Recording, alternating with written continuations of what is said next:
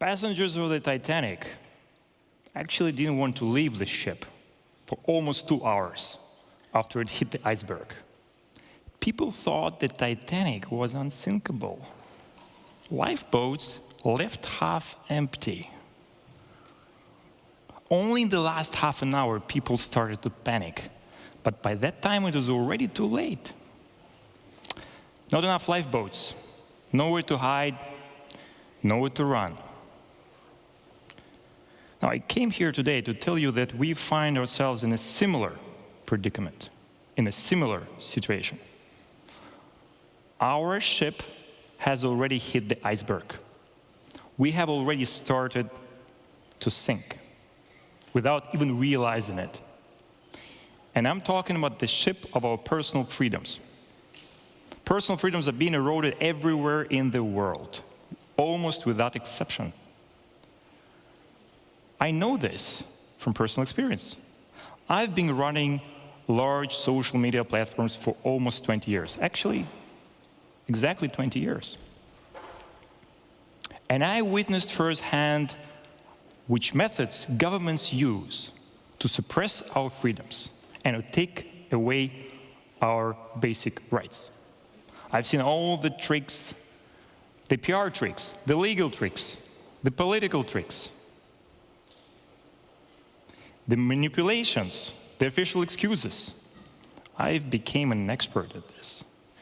And the thing that bothers me most today is that some of the same tricks that have been employed by authoritarian regimes in places like Russia or China and Iran are now being also used in some Western countries. But maybe I'm exaggerating things, right? Let's look at the facts. Thousands of people are getting arrested every year in the United Kingdom for social media posts. You say something politically incorrect online, you may end up being fined or spend some time in prison. In Germany, the largest country in the European Union,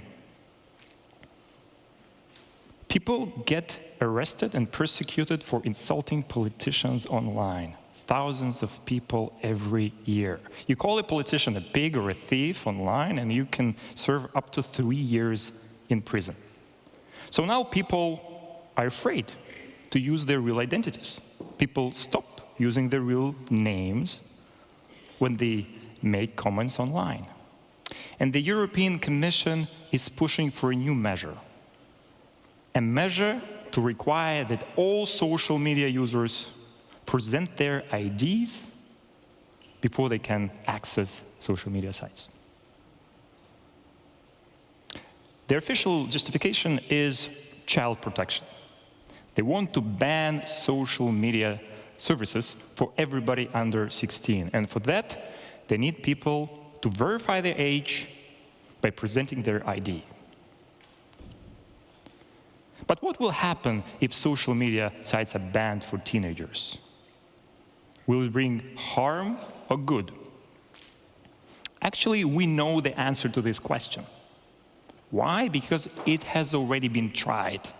This experiment has already been conducted. It has been carried on. In Russia.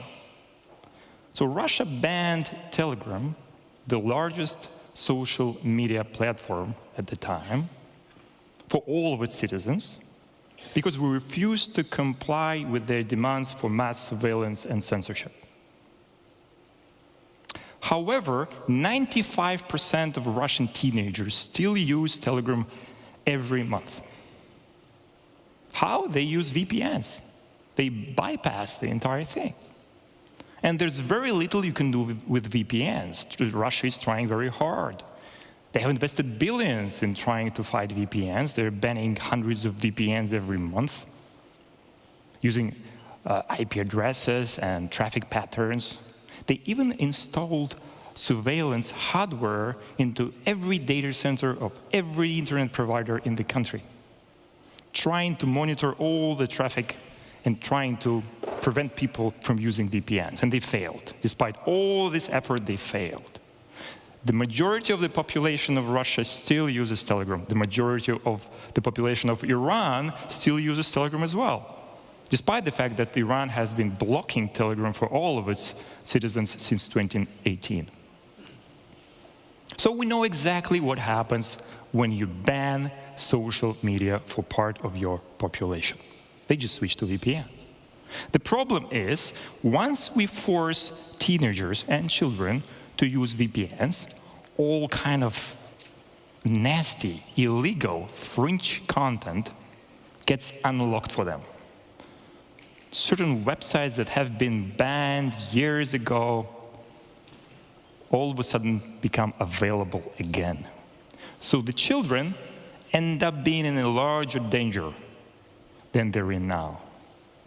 And you can ask yourself, so if this policy is destined to fail, and obviously we see how it played out in other countries, why is the European Commission and the United Kingdom and Australia and Canada and some other countries are pushing for this measure? Is it incompetence? Maybe. But the British government seems to have given an answer to this question. Publicly, they promoted the Online Safety Act as a set of laws to protect children, to force people to verify their age in order to access social media. They needed to protect children. Privately, though, they offered a different explanation. In their submission to the High Court of England, published last year, the British government said that the principal part of the Online Safety Act had nothing to do with protecting children. Instead, they said, and I quote, "The main part of the Online Safety Act was aimed at capturing large platforms with significant influence over public discourse." Now, let's think about it. They used protection of children as a pretext, where in fact, they wanted more control over political speech online. And this is very sad, because protecting children is exactly the same justification that has been used in countless other cases by authoritarian regimes over the course of the last century. Why? Because once somebody says child protection, all of a sudden it triggers very ancient, very deep parts of our brain. Who would be against protecting children?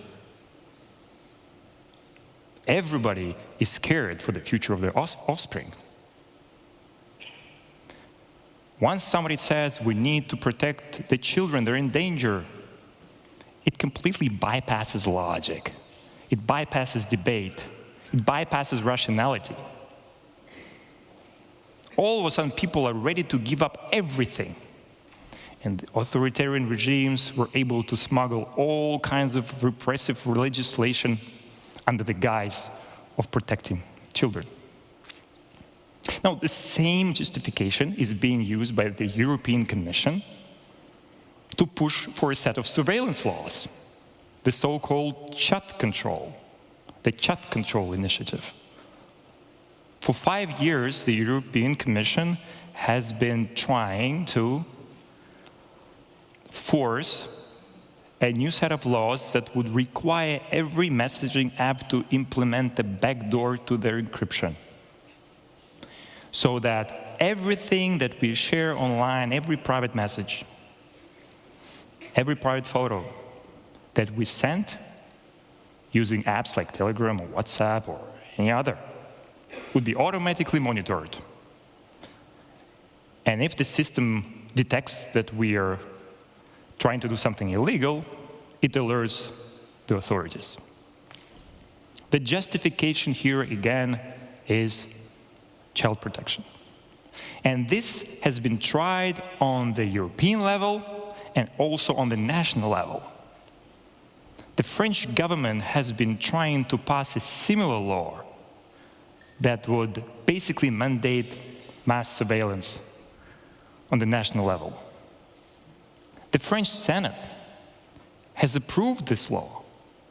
It got stuck on the level of the National Assembly, but the French Senate thought it was a reasonable and a good idea to enact mass surveillance.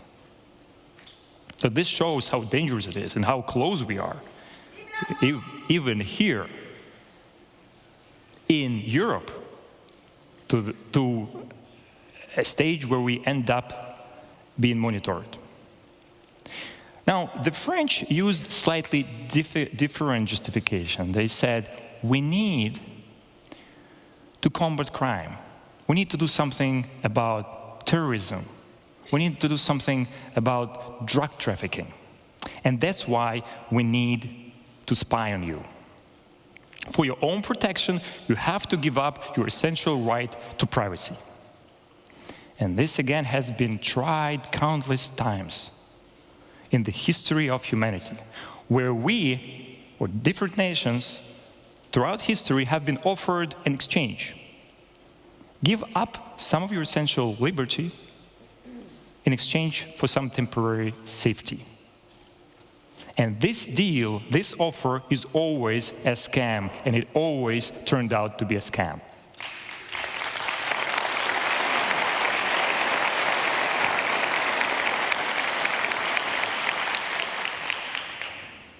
It was Benjamin Franklin who said, those who are willing to give up their essential liberty for some temporary safety deserve neither liberty nor safety.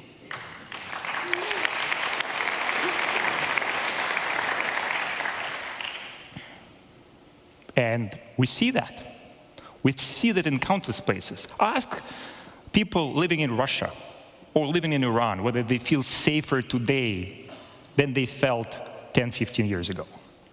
They definitely lost a lot of their freedoms in the last decade or two. Have they gained any safety? I doubt that. Once you allow law enforcement, police, have access to your messages, you will not prevent crime. The criminals will be the first to switch on to other tools, more secure. They will use VPNs. They will use private secret apps. They can even vibe code their own encrypted messaging app now in the age of AI. The criminals will be fine.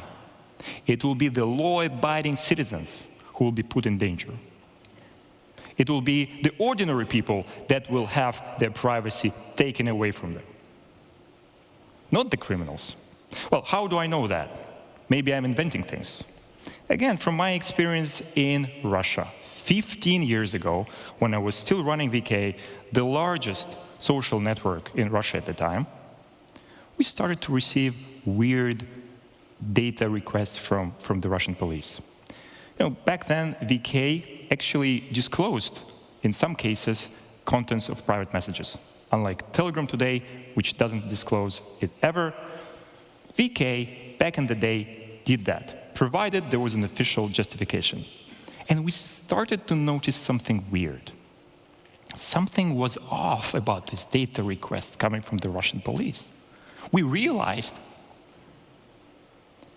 that the people who were included in these investigations had nothing to do with the crimes that were described there. So we started to investigate the investigators. And we came to a conclusion, pretty fast, that the police was corrupt. They were trying to access private messages of innocent people in order to then blackmail them and sell their private data to criminals. They used it for harassment and other things. So you could say, okay, you had this traumatizing experience in Russia, but surely nothing of the kind can happen in the civilized West. Well, I have bad news for you. Last year, a French tax official was caught stealing the financial data of people who held large amount of crypto assets and other wealth. So a French tax bureaucrat was selling personal financial data of French citizens to criminals. Now, as a result of this leak and countless other leaks from French government systems, you have a catastrophic rise in the number of kidnappings in France. Just in the first 3 months of 2026, you have over 40 victims of kidnappings in France. People getting tortured, harmed, harassed, humiliated, all because the government wanted too much data and failed to protect it. And now they want more of the data. The situation is already catastrophic as it is, but they don't want to stop there. They also want to access your personal messages. They want to access IDs of everybody who's using social media. Imagine the damage it can inflict if they get what they want. Now, this is already completely insane and unbelievable. But there's a third method, a third issue. A trick that has been used by authoritarians for decades. And now it is being increasingly exported from the East to the West. I'm talking about selective enforcement of laws. Now, the way it works is pretty straightforward. First, you need to introduce a large number of laws. You need to overburden a certain industry with excessive, mutually exclusive, contradictory regulation. As a result, you make compliance impossible. Now you can treat every entrepreneur, every CEO, every business owner in this country, in a certain industry, as a criminal. But then the government carefully starts to choose who to persecute. If the business owner is loyal, if it complies with the moral or unlawful demands from the government, gives certain political favors, then the law enforcement system and the judicial system look the other way. They don't do anything. But if the business owner decides to stand up for the constitutional rights of his or her fellow citizens, if they refuse to cave in to political demands from the authoritarian government, then the persecution and the enforcement of laws comes in full. And when somebody starts to criticize the government for doing that, the eternal, perennial response is, we're just enforcing the law. You don't want to live in a country which is lawless. We're just enforcing the laws. I personally experienced that in my days in Russia. I had a criminal investigation against me in 2013. I believe I have a criminal investigation against me in Russia today. But interestingly, this is something that we see increasingly in the West as well. And you can say, there is no way it can happen. It's something from the world of the barbaric East. Well, I have bad news. Elon Musk said that the European Commission offered him a secret deal where they demanded that he conducts censorship of certain political narratives on his platform. And in exchange, the European Commission promised him not to enforce certain fines and laws on his company. Elon Musk said that he refused that offer.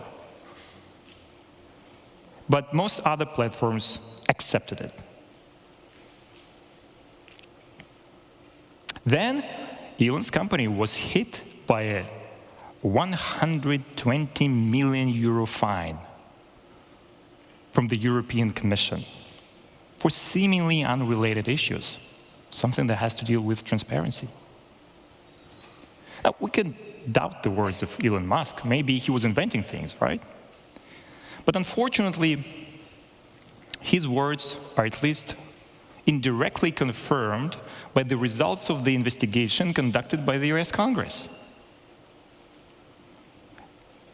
The US Congress published emails between the European Commission officials and managers of large social media platforms during the pandemic. These emails included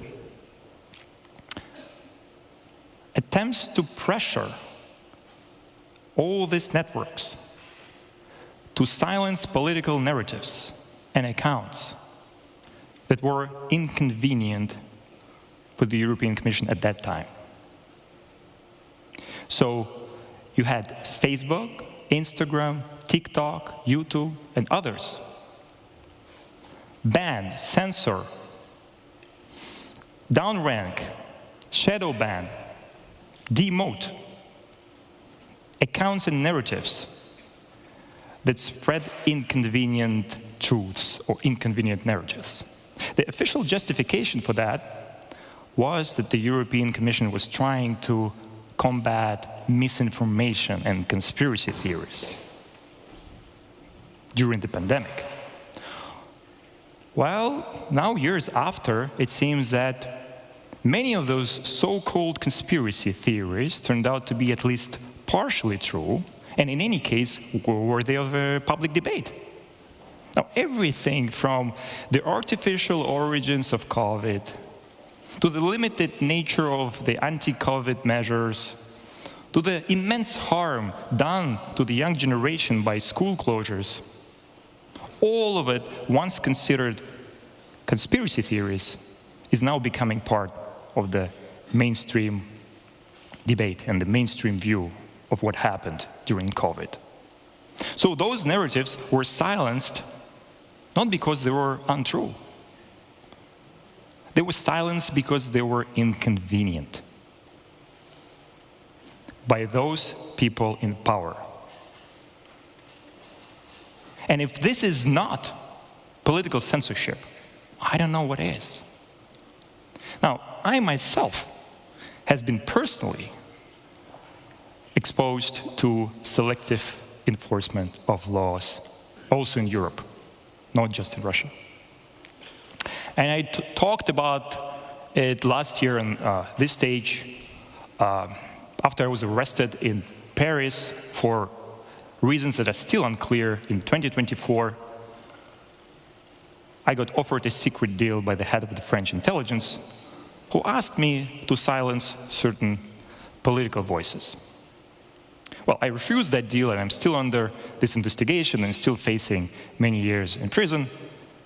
But I don't want to talk about this today. I want to conclude by telling you a related story, something that happened during these days when I was detained in Paris, and I was spending a few days in this police custody, basically a jail cell. I was interrogated for almost 3 days, and there was this translator that was helping us. He was appointed by the judge. And after 3 days of translating, during one of these pauses between sessions, the translator was sitting there seemingly shocked. Perhaps she was shocked by the selective and political nature of the charges brought against me. But she looked at me, she looked at the police officers present, and she said, I left the Soviet Union in the 80s because I wanted to escape an environment where my freedoms are limited. I wanted to escape an environment where human rights are disrespected. But now, after witnessing what I've witnessed, I feel like the Soviet Union is catching up with me. I feel like I'm back in the Soviet Union. In that room in Paris, that woman who escaped the Soviet Union felt she's back in the Soviet Union. And of course, perhaps she was being overdramatic. Perhaps she was exaggerating things. But if we let the current trends continue, we can end up in a place much worse than the Soviet Union of the 80s. You know, when my parents sent each other letters or sent telegrams to their relatives in the Soviet Union of the late 80s, sometimes they expressed hope that the KGB would not open the letters, that the KGB would not have enough resources to read everything that they have to write. After all, there was a human limit to surveillance. There were only so many KGB officers, only so many hours in the workday, only so many letters they could open. Now we don't have this luxury. In the world of AI, if we give up our right to privacy, you can be certain that every message that you send will be monitored, will be analyzed. Every draft, every thought, every idea will be scored. Every relationship will be mapped. The future can become much darker and more dystopian than the Soviet Union of the 80s. So we don't have this luxury that the passengers of the Titanic had. We cannot afford to have this ship sunk. See, there is nowhere to escape. In the past, dissidents from authoritarian countries could flee to the West. But if the current trajectory continues, in a decade or two from now, they will have a hard time trying to understand whether they have already left their repressive homeland or they're just entering another open-air prison. Now,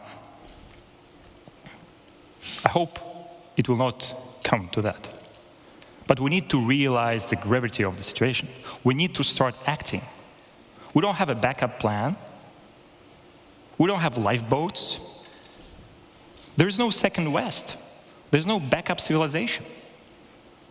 For decades or centuries, the West has been a guiding star for everybody who loved freedom, and we need to preserve that. If the ship of Western freedom sinks, the rest of the world is likely to follow. We will lose freedoms everywhere. So we cannot let this happen. We cannot let this ship sink. The only way forward is to fix this ship. Let's do that. Thank you very much.